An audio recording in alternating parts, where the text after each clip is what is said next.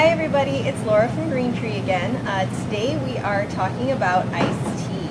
I know it's not quite summer yet, but it is starting to get warm out and we're getting a little antsy for a little bit of warm weather goodness. So that's why we're going to do iced tea today. Now, you may have had iced tea before. Most of the time, iced tea is made with black tea, and a lot of the times it's sweetened. Sometimes people call that sweet tea rather than iced tea. But today we are actually going to go a little bit out on the limb and make some different kinds of things.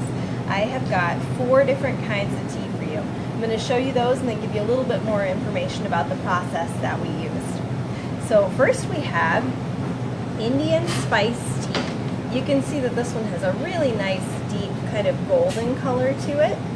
And when it is loose, I'm going to show you what that looks like.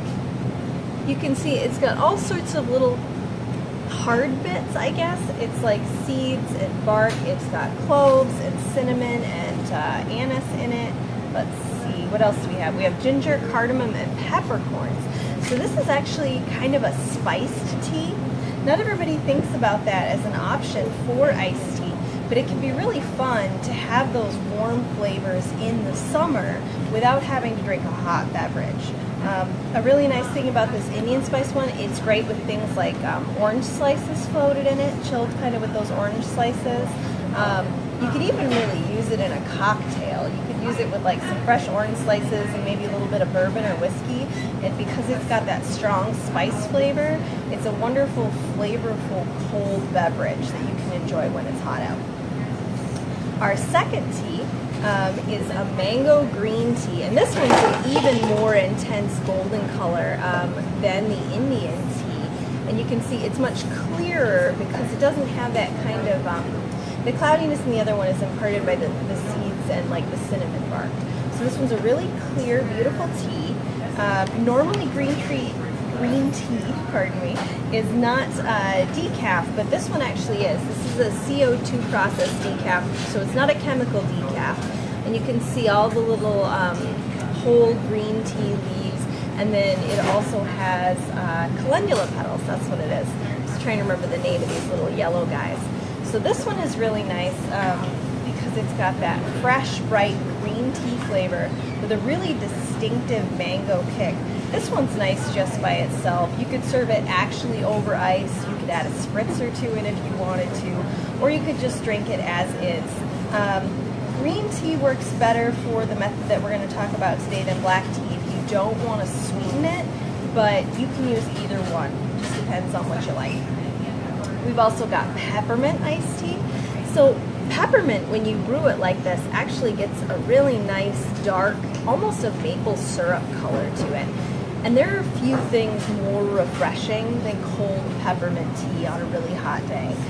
If you want to shake it up a little bit, you could also go ahead and take this peppermint tea and use it as a base for a lemonade instead of just water. And then you've got a really clean tasting, bright, cooling drink that is going to add just a little bit more variety to your nice warm afternoon or your barbecue. Oh, and let me show you what that looks like as well. So this is just done with dried peppermint, but our dried peppermint has a really strong, intense peppermint flavor. You can smell it. When you smell it, it smells almost like fresh mint. And then the leaves are nice big pieces. It's not kind of powdered like you'll sometimes see inside of a tea bag. And then finally, this is probably my favorite, we have rooibos. Rooibos is almost the color of like a light roast coffee. When you brew it, you can see that it's hard to see through to the back of the container. You can kind of see my hand there a little, just because it's so deep in color. It's also called red bush tea, which you can really see that red hit to the color here. Rooibos is great because it tastes very similar to an actual iced black tea, but you can see here it's kind of more of a reddish brown, it's little fine leaves. But it's not caffeinated and it doesn't contain the tannins that a traditional tea has.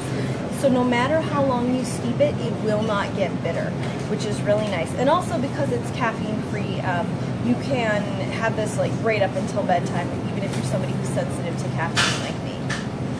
So the way that we made all of these teas today is a cold brew process, which to me is like the easiest, laziest way to make iced tea. It's super, super convenient.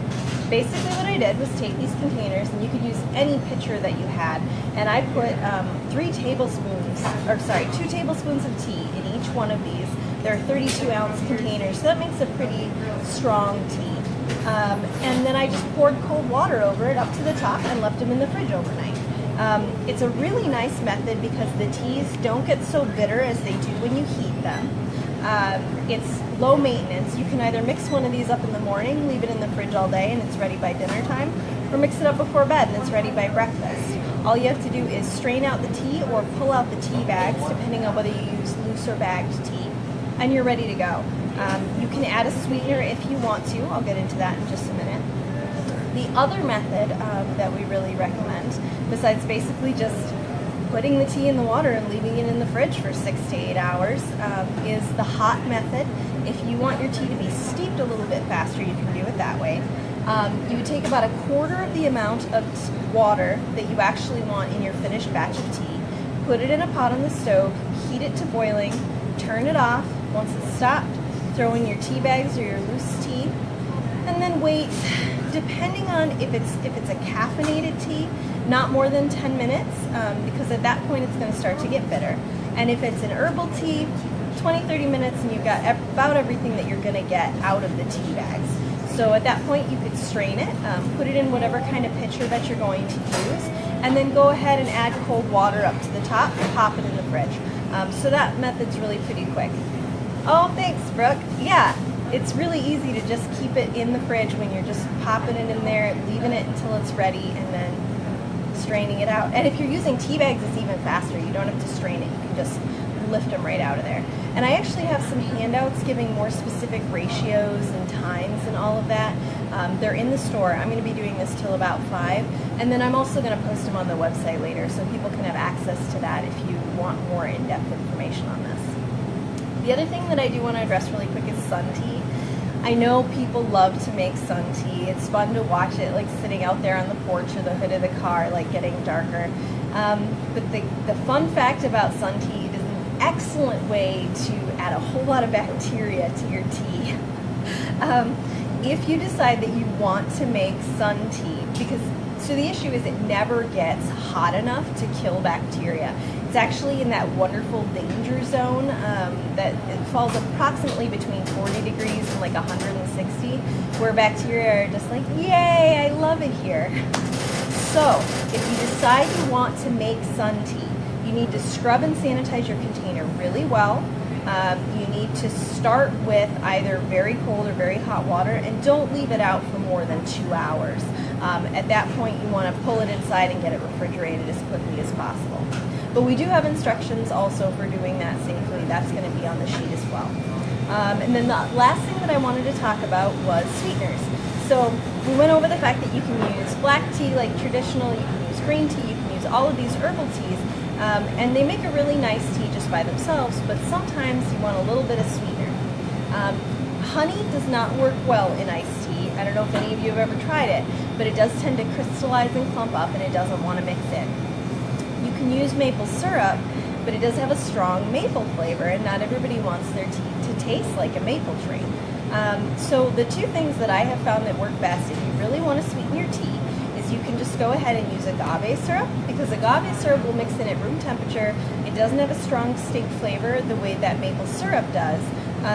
And then you can kind of do it to taste. Because it's a liquid, you can just add a little, stir it, taste it, add a little, stir it, taste it, until you've got it where you want it. The other thing you can do, and this works really well if you want to add special flavors too, is to make a simple syrup. So if anybody's never had a simple syrup before, a simple syrup is basically sugar cooked in water. Depending on how concentrated you want it, you can either do 1-to-1 sugar and water, or more commonly 2 parts water to every 1 part sugar. So what you're basically going to do is pour your water and sugar together in a saucepan. You're going to heat it up until all of the sugar is completely dissolved. You want to keep it cooking probably just below a simmer for 5 or 10 minutes to make sure it's really well integrated and that any bacteria in the sugar has been killed off by the process. And then just let it cool. And you can mix that in the same way you would agave syrup. You can use turbinado or date sugar if you wanted to get a little bit of a different flavor to it, or you can use just classic table sugar, whatever suits your fancy. And then that simple syrup can be used just the same way, just by taste to the whole pitcher. Or the nice thing about not sweetening the pitcher is you can have a little dish of the simple syrup or the agave, and people can mix it into their own drink to taste, because both simple syrup and agave will easily dissolve into cold tea. As opposed to sugar, which, if you've ever tried it, will just, kind of fall to the bottom and leave you with a bitter tea with a little kind of a sweet sludge at the end. So those are my tips and tricks for making iced tea. Like I said, I've got 4 different kinds here, and I'm going to be sampling these until 5 o'clock. Watch our website. Hopefully later today or early tomorrow, I will have those tips and tricks posted for you. And there you go. Happy tea making. Have a great Monday.